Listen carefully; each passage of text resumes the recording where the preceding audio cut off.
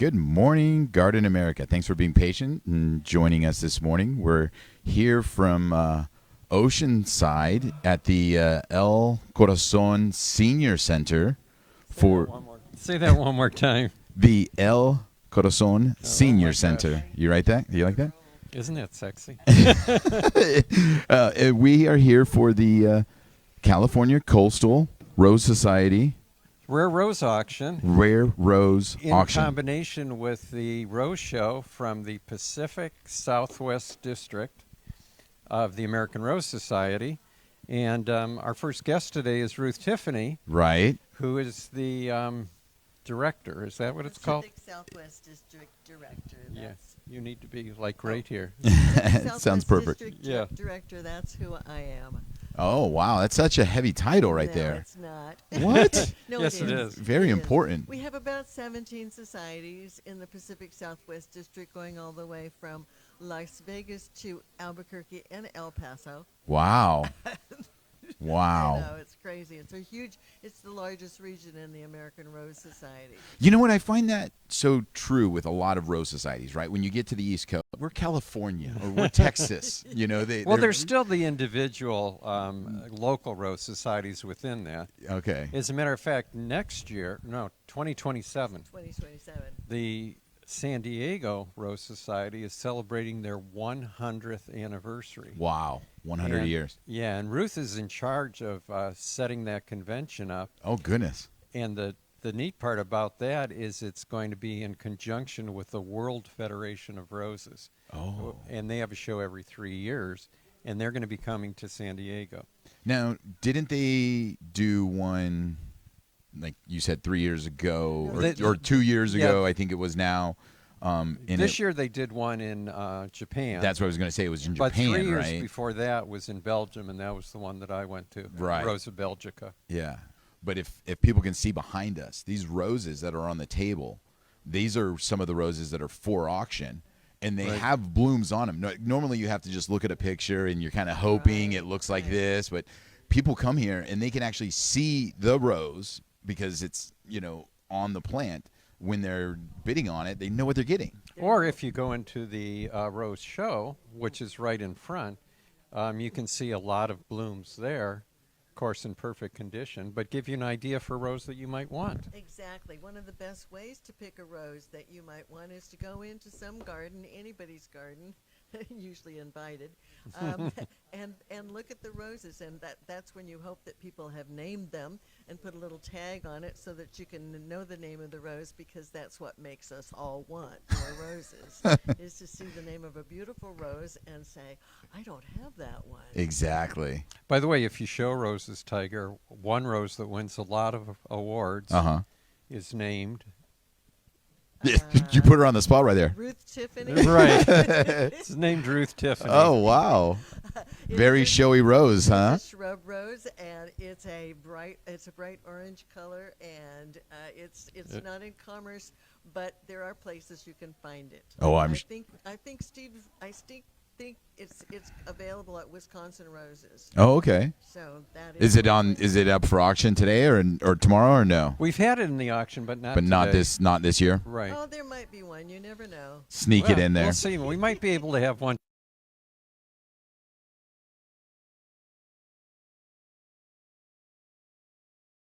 About 10 days ago. And that's closed now. But if you come down to Oceanside tomorrow or today, you can see the Rose Show, and you can do silent bidding up until noon tomorrow. And then we stop the silent bidding, and then the live bidding. I think we have 21 roses in the live auction tomorrow. Ooh. Some really neat roses. Yeah, I mean, I was just walking around earlier, and some of these roses out here are just phenomenal. I mean, besides sometimes the flower, but, learning about the history of it. I mean, it also has the year that they were created, the hybridizers, all that information, which is all a reason why to get a rose, right? And if you walk out into the parking lot right now, you can see people taking care of roses in their vehicles. I saw getting them it. all groomed. It's just like a dog show. Getting them groomed, placed in their vases, and brought in here to be judged. And this is also a judging school today, which is Oh, a really? very special thing. We have about 15 people who want to learn how to be a rose judge, and that one of the best ways to grow roses is to know as much as you can about them, and being a judge gives you a perfect way to learn a lot. So we have people from Wisconsin here today. That's right, taking the judging class and Yeah. and the test so that they can become judges of rose shows all over the country. so tell us a little bit about the judging.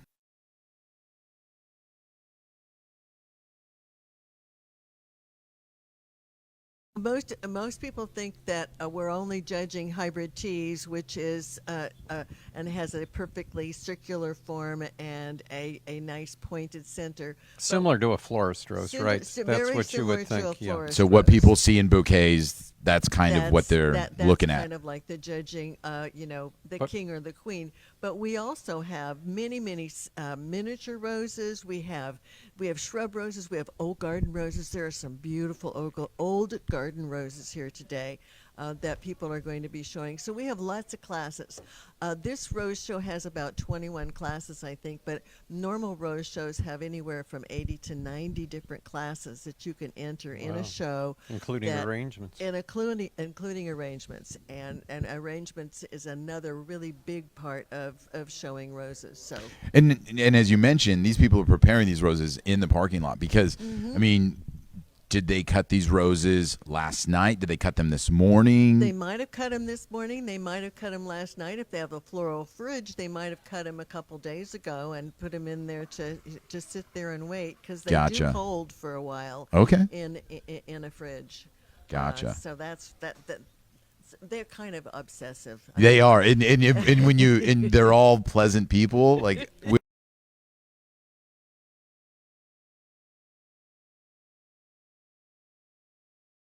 focused right now, you know. Very, very. I know you're afraid of the mic, Ruth, but John in Newport Beach says, please hold it closer because Oh, I can't I'm hear sorry. you. Sorry, John. like Yeah, and Well, I'll that- try to pick it up a little bit. Sorry, I'm trying to do 8 things at once. So let me tell you something about the fun of doing things like this 2027 convention here at the Bahia in San Diego. And we hope to get a lot of people coming from Europe and all over the United States to learn. And in a symposium, I recently was in Sicily, and symposiums have to do with a lot of eating, a lot of drinking, a lot of learning. Tiger's and- going to be there. Yeah, And- I'm and just buying my ticket. In Sicily, maybe a little bit of sex. Oh, goodness gracious! All right. Not here.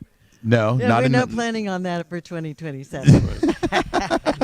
Our friend Carla says she's on her way down from Huntington Beach. Yeah. She's going to meet Lila from Poway, and they're coming over to the Rose Show. All right, come on, girls, drive safe. Yeah, This exactly. is great. This is such a wonderful facility. You guys have done this before here. Yeah, we have. Yeah. The auction has been here a couple of times, and the senior center is very amiable in helping out. Right, John?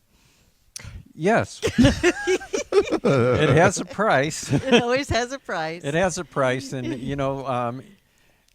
a lot of people think that, well, you guys make a lot of money at your auction, or but it all goes back into paying for the cost of putting the show on, putting the auction on.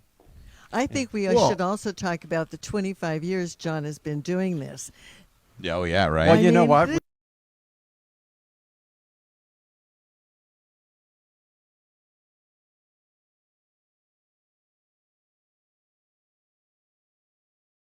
Of the auction, and Yeah. he'll tell us a little bit about that. All 'Cause right, it's perfect, great yeah. history there. Let's let Yeah, Joel let's- do that. And thank you, Tiger. Thank you. John. And if you're in this vicinity, come to the auction and come to the show this Perfect. weekend. Yes, and, thank you. Ruth. You did mention no sex, but you are Oh. giving free hugs. I heard. Oh, Yeah. lots and lots of Yeah. hugs. Lots of hugs. All right, No perfect. problem. All you right, so thank you much, very much, Ruth. Ruth. You're We'll see you in a bit.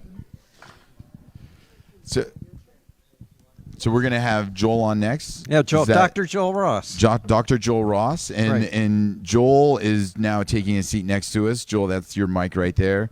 And Joel, welcome to the program. Thank you, Tiger and John. I'm very happy to be here. Good morning, everyone. Good morning. And Joel, what was your role again? John did this wonderful title introduction, but I've been seeing you running around. You're doing everything here.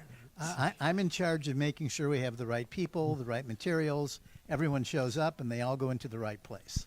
So I'm computer central, being computer illiterate. So it's a busy job. Nice. Joel pointed out that to me yesterday that this is our 25th auction, and he started the auction, and I only started 3 years later, right? That's correct. So you're 25, he's 22 then. Exactly. Got it. So I'll tell you the story of how that happened. But the way it started was when I joined this Rose Society, every time we had to do something, everyone said, "Oh my God, we have no money. What are we going to do?"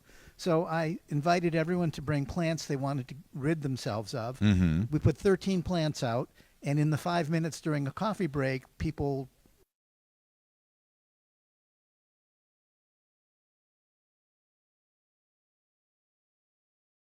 silent auction. The next year, I was joined by another member, and the third year, I wasn't very good at getting these plants ready, and I had a wonderful plant called Canary Diamond, which is very hard to get. It's a bright yellow, and I left a dead bloom on it. And John said to me, because I do this for a living, I think I can be of help to you. I said, Oh, my "Great, goodness. I love great, it. You're appended." I was in retail at the time, and Joel was so proud of this rose because I think it had 2 petals left. So you could tell it was yellow. But I said, people are not going to bid on something like that. That's so funny. So I helped him out, and as we went through the years, it went from local auction to putting it online and shipping plants all over the country. Yes. So the way that would happen is John would call me and say, "I'm going out to the flower fields about 150 miles away. Do you want me to take you?" And I always said, "Cancel all my patients. I'm going." So You're talking about the San Jose Heritage Rose Garden, Exactly. where we saved a lot of roses from, and other gardens too, like Oh, yeah. Descanso and All over. gardens in La Cañada. all over. So we would drive around, and he would tell me things like, "Well, I want to put this on nationally, and we'll have somebody do this and that." And I thought to myself, that'll never happen. So after 3 years of him telling me that, I said, "Fine." But he already had somebody all lined up, and the Yeah. next day they were ready to go. Oh, that's so funny. He was behind the scenes working on it already, right? By the way, Joel, our friend Hastam in Pakistan welcomes you to the show. Oh, thank you. Very nice to hear from you. Thank you. And Carla says hi to Joel as Hello, well. Carla. So one of the things you guys did mention, before was, the auction funds,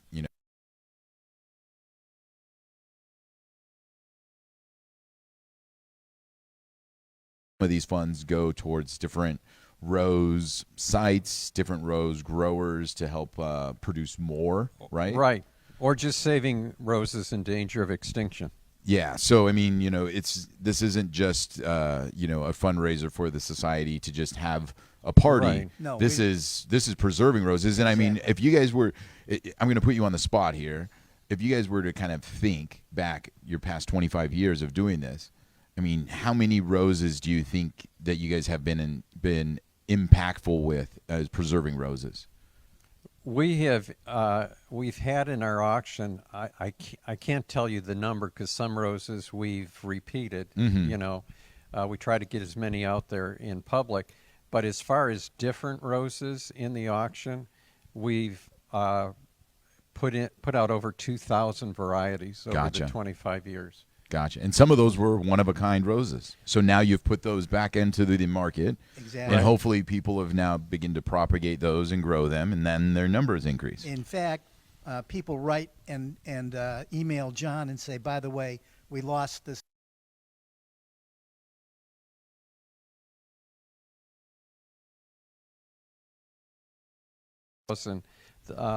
Garden in Germany, and we've sent them 40 roses that they had lost. Uh-huh. And they've got 80,000 roses and about 10,000 varieties, and it's to send something back to an important garden like that makes me feel like I've done something. Definitely. And I mean, to put this in kind of a little bit of another perspective too, is gardens across the world do this with plants because they they know there's a risk of growing one plant in one area. So why not send some to Germany, send some to France, send some to the United States? Right. Then hopefully between all of these regions, all these places, somebody will keep it in case there's you never know what happens. Natural disasters or closures or all kinds of things. Gophers.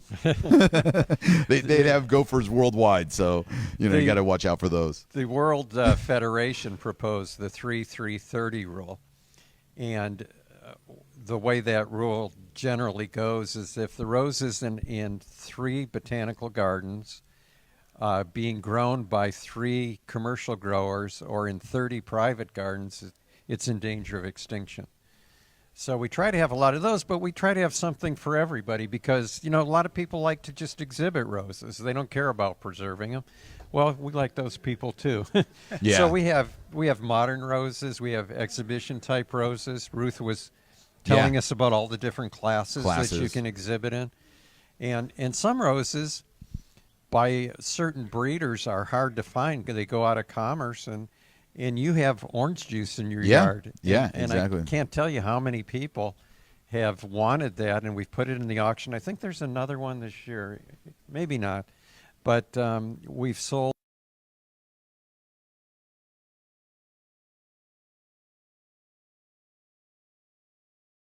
Exactly. Will do, definitely. So Joel, what is in line for today? If people are in the area, they want to come to Oceanside. Again, we're at the El Corazon Senior Center here in Oceanside. What are some things that people can expect today? We're having a wonderful rose show. It's an American Rose Society rose show. There's no charge. They'll be on display later today in the afternoon and all day tomorrow. We're having a silent auction. The flowers are up on the tables. There's bid sheets. You can walk around and you can take your time and you can bid by upping it by $1. That's up until noon tomorrow. That's when it closes. It closes at noon. And people get a little more wild when it's starting to close if they want something. They start Hovering hovering right over the over. bid sheet. Or they're writing their bid really slowly. I saw some of the ladies already have their helmets on and telling shoulder you. pads. I was like, it's tomorrow. They're It's not tomorrow. kidding around. You get jostled in there. So that's at noon. And then we'll have people go out and get themselves lunch across the street. There's 10 wonderful restaurants out there. At 1:30 we will, and the reason we do that is we're taking the cans of flowers off of the table and we're putting them by winning bidder. So we do that, and once we're finished with that, we start the live auction. And John and Tiger will be up there. Brian. Oh, Brian Brian will be here tomorrow. Brian will be there. You'll.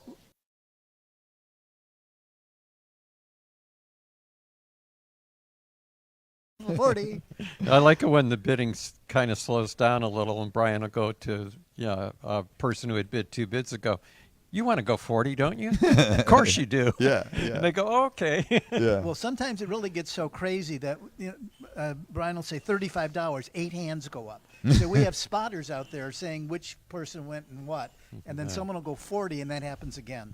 Very exciting. Yeah, it is very exciting, and all for a good cause. So that's the other thing that kind of goes along, and you get to go home with something that you really can cherish. And some of these, like you say, if you're a true garden enthusiast and a true rose enthusiast, some of these are going to be only a few of them in the United States, maybe only a few of them in the world. Actually. Well, one is being offered. It's a new rose being offered for the first time, and it's called Phoebia del Gates. Ah, yeah. And I don't know if we talked about this on the radio. You mentioned it before, yeah. But for listeners who didn't hear this story, Berling Leong, who's one of the speakers this afternoon, Joel, got a call from Paul McCartney. Mm-hmm. And Paul said, I heard you might have roses available for naming rights. And she said, well, I have a few. And he goes, well, I'm going to have my grandson call you. So Paul's grandson called her and said, I want to buy a rose for my girlfriend for Christmas. And his girl.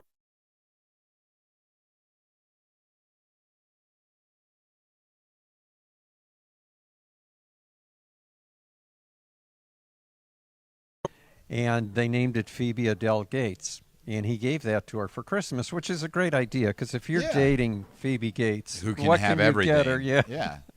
You know, and they could say, oh, well, they could go and buy one of those stars. It's like, well, but Yeah. come on now, let's see. You don't even see that every night. Can Yeah. you walk into your garden and see And this? 100 other people have that star. Yeah, by a exactly. different name. Exactly. But yeah, so this rose is a beautiful red climber, and it has occasional stripes going through it. So it's really pretty. Do we have it here yet? Yes. Is it here on site? Yes. Yeah. Oh, is Do you know if Burling it was here? blooming?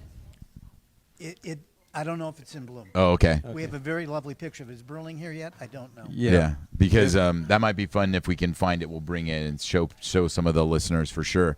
Because I mean, you know, again, like we said earlier, the beauty of having this event in Southern California is that there are so many bloom cycles that when you come here, these roses are actually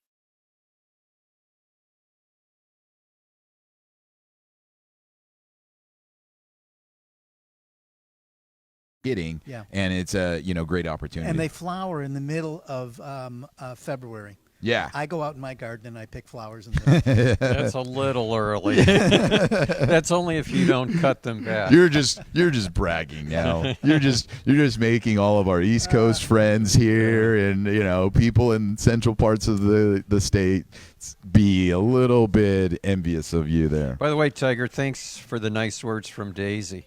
Oh. She says, I love this show. Gave us a little emoji heart. No, thank you. She said she's Daisy. been listening to the old shows on iHeartRadio and learning so much. Good. All So, right. Thank you, Daisy, for the nice words. I I wanted to mention too. We have speakers. I forgot to mention. Yeah, I that. kind of glossed over Yeah, let's those, do that. but yeah, we have 3 speakers, right? Yes. And these are icons in the rose world. It's not just you, I, or Tiger going up there and talking about roses, but our keynote speaker is Greg Lowry, and then the other 2, Burling. Berling Leong, who's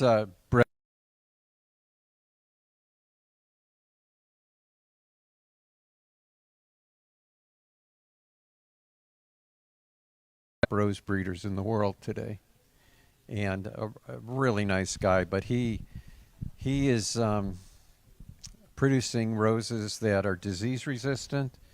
There's a True series of, they're called True something like True Bliss, True Love. yeah.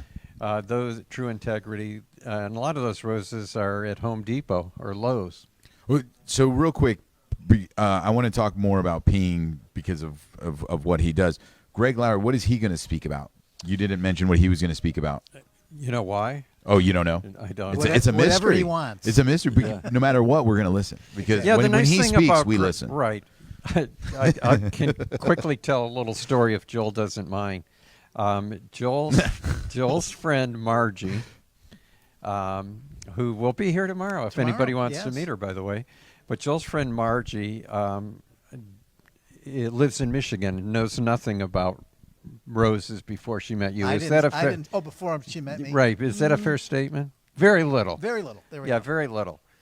And Joel asked me, I'm looking for a book that I could get for her. Mm-hmm. So I said,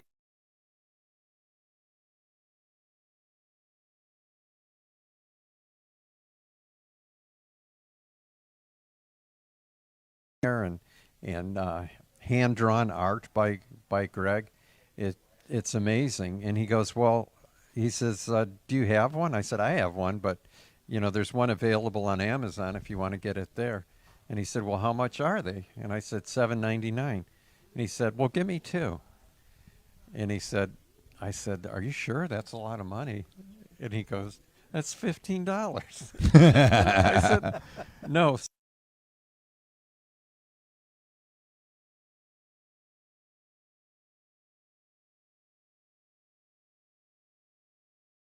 Tomorrow night, or is it tonight? Saturday. The dinner? The dinner. We have Is tonight. We have a dinner, and Yeah. you can sit right next to these people and chat with them all night long, and they're fascinating. I spent the whole day with Greg yesterday. We had a wonderful time. So that's another thing you can do. And I mean, these are stars in the rose world. Yeah. Well, and I wanted to mention about Greg and what he was going to talk about, but then I mentioned before that peeing Ping Lim and why and what he does. I mean, the beauty behind his path is that, for lack of better terms, he's funded by a company Right. that's trying to produce a wonderful rose that they can sell Right. to the He works masses. for Altman Right. Roses or Altman Plants, and Yeah. it's They're trying to similar s- to working for Jackson and Perkins Yeah. or Weeks Roses. And they're trying to He's their create breeder. roses to sell to the masses. Right. Okay, so there's a lot of emphasis behind his work. But the beauty behind that is that he also gets to have this wonderful opportunity to do things that maybe none of us will never have a chance to Right. do because of the numbers he's dealing with. So he can have this beautiful, beautiful rose in development. And yes, it might not be the exact disease resistant. It might not bloom the perfect cycle. But to us, as a collector, it is way more enticing, way more intriguing to us because of whether the flower, the color, right. or the fragrance, or the plant itself. Except for Ping, it will be disease resistant. Well, yeah.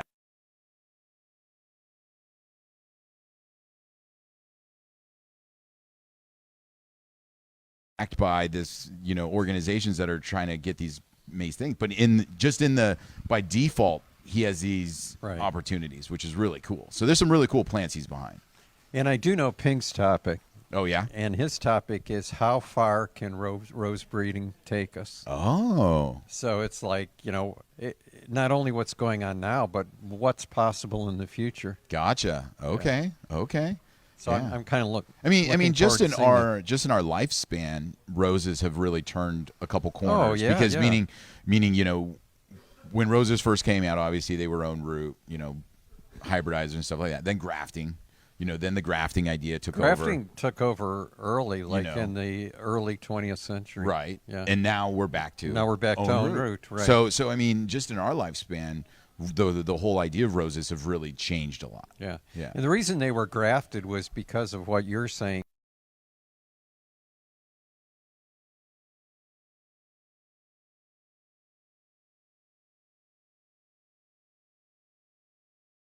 To have somebody go out there and physically graft a rose in a field adds cost to the rose. So now pretty much the roses are being bred that are going to grow well on their own roots, which And- is good for cold climates too, right? Exactly. And I mean, we talked about, certain roses, different soils and things like that.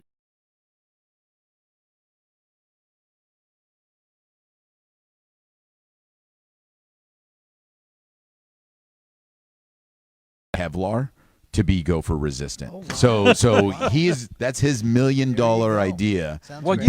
Billion dollar idea. You really. gave me the idea. You Yeah. said, "Why don't you cross it with a Venus flytrap?" Exactly. So when a gopher comes up, it just snaps shut. Exactly. So Joel, we're going to let you get back to. We knew you're very busy this morning. We're going to let you get back to what you're doing. But again, come Yeah, on thanks out. for- You'll be right. here, and Yeah, people can we're all chat with here. you, and pick your brain. And thank for joining the show. Thank you so much for having me. Yeah, and if you see Greg out there, tell him to I come will over go here. get He Greg. may not. Back asleep, you think? He might have gone back to sleep. He had a big day yesterday, and Is he still up north? in Sebastopol, yeah, That's where he's still yeah, living, where right? you and I went Yeah. to pick up the roses that Okay. time. Yeah. Gotcha. All right, I'm going to try to get this back on here to check our audio because I have been doing 3 things at once. All right.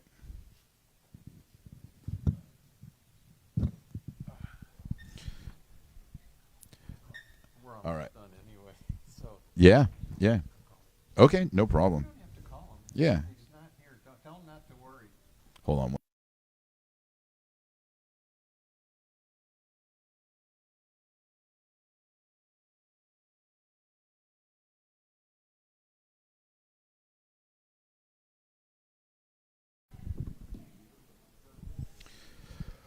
All right, everybody. Well, John's checking out what's going on in the auction floor behind us. I bet it smells amazing in there. Veronica, that is the cool thing about kind of coming here to this event because, besides just a wonderful rose, the fragrance is spectacular because a lot of these have been bred specifically for their fragrance, which is which is always fun because some people we talk about want to see the flower. Some people say they want to see the fragrance. Some people want to look at how it grows. And I will say the other thing too is like in the auction, there really is a rose for everyone because they've got climbing roses, they've got miniature roses, they've got the hybrid teas, they've got floribundas, they've got grandifloras. So, and then they have all in between there. So there's a lot of opportunity to find roses. Hey, Greg, good morning. How are you? All right. John just went and picked out some roses. I heard we woke you up. I'm so sorry to get you going early this morning. This mic is going to be yours right there. All right. Ooh, what is this one? Tiny Dynamite. That's Exciting. a micro mini rose. Micro mini, huh? Yeah, Back in the day with the micro machines. Yeah. it's the they're miniature roses. It's the class that they belong to, but they have smaller leaves and usually smaller flowers than miniatures. Thus the term micro mini. Right, Greg? All right. So joining us this morning now, All the way. Greg, I think we're totally hiding in behind all those roses right there, Greg. If you want to move them off to the side a little bit. You can hide me. Yeah, you can hide me. Is that Exactly. Sebastopol in the?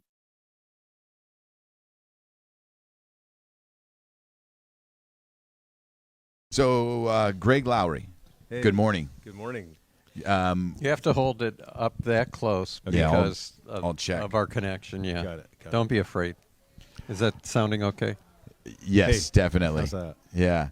So, Greg, what is your role here with the event today? Let's see. I'm here to babysit John.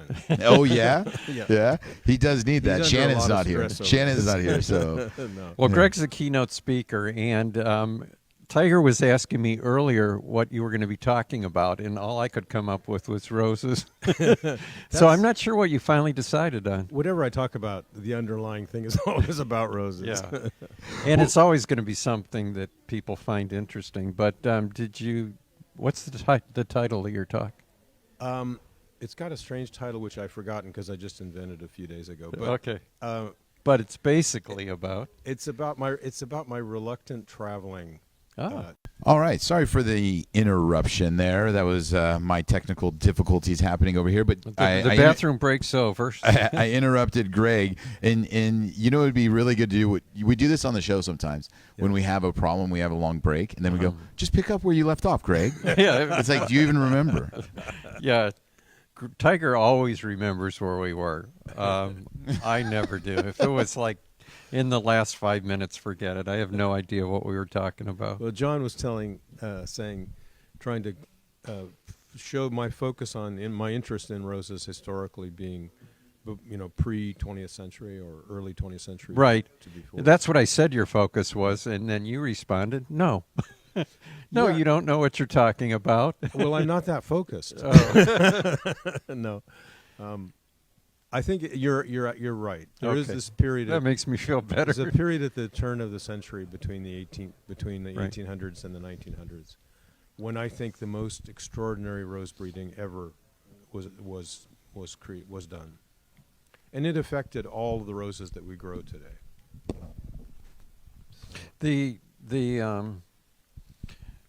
You know a lot about that period, and that is an area of expertise, but is it fair to say those are the roses that you're most fond of?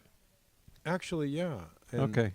One of the things I'm going to do in my talk this afternoon is talk specifically about that group of roses and why I think they're so special and so worthy of being kept. In that, when we were in Europe, there were a lot of those older European breeders that I was not that familiar with. That I'm trying to think of the guy at one of the. I think he was the head of the botanical garden in Belgium at one of those. Investigation and paying and Right. observing nature, and that's what they were doing. They were always people who work with plants are always observing nature, Right. and they're watching it change and they're watching things grow and die, and they simply understood ultimately what was going on. And what the people in Maryland did, the Feast brothers, is they put pots of roses that were climbing to arch over roses that were bushy that were below them, because they knew that the pollen was going to eventually do the trick. Really? Yeah. It wasn't until later they realized, hey, we can just take the pollen. Yeah, from yeah. here and put it on. But We yeah, can manually do but this. that's pretty innovative, isn't it, Right, Tiger? To right. just have them hanging over and then do their thing. Exactly. I mean, when you only know so much in the beginning, like you're saying, you feel like it has to happen this way. Yeah. Like it has to fall onto it or whatever it is. You do whatever you do. Now all of a sudden you're like, wait a minute, I can step in here. I can fiddle around with this a little bit, and I can do it, manually, so to speak. I remember Pedro Dot. I think I remember, or else they made it up, Greg. Used to take the pollen parent and make a little teepee and put it around the rose that he wanted pollinated, and it would kind of hang upside down in there. So a little smaller version of what you're describing. Yeah, exactly. Yeah. Yeah. I don't know why they never thought of just taking the pollen. So I do want to hit on this idea because, Greg, you're going to be doing a speech later on for the program, and people that are listening and, people that are interested. This is about roses, Yes, right? right. Okay, so that's a key part of it. But Right. at the same time, it's the idea of preservation, of all gardening preservation. Exactly. And not just, preservation, but just the idea of gardening. The getting out there and being with nature, growing plants, growing flowers.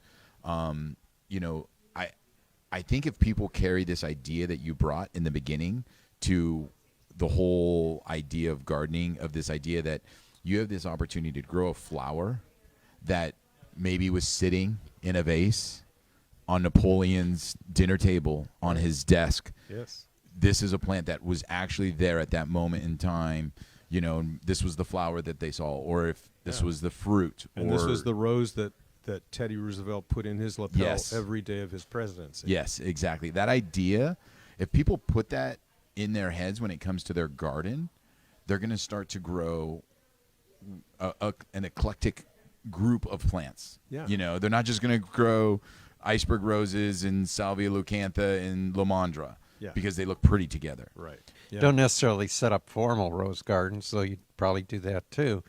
But a lot of people want roses as an integral part of the landscape. Exactly. And I find that people are always trying to figure Roses because they realize petals are going to fall, and they don't want to be cleaning up all summer long. right. So clean up once in the spring, and that's it. And maybe it would be a tourist attraction once they're all blooming. Yeah. And China today is planting on their super highways. They're leaving medians that are extremely broad, like 30 feet or 40 feet across, Wow. to plant roses in.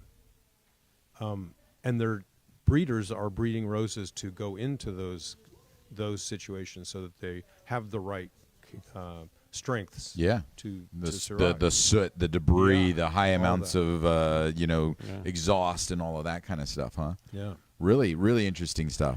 Thank you very much for joining us this morning, Greg. Thank you. Good luck on your speech. Thanks. And we look forward to hearing what you have to say. Keep it a secret so that way, people show up and just don't know what to expect. Greg, it might be a secret to Greg, too. I love it.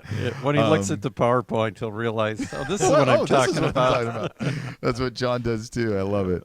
Garden America, thanks for joining us this morning. If you're in the area, cruise down here to Oceanside, the El Corazon Senior Center, and be a part of this wonderful event. If you're online, it's ccrsauction.com.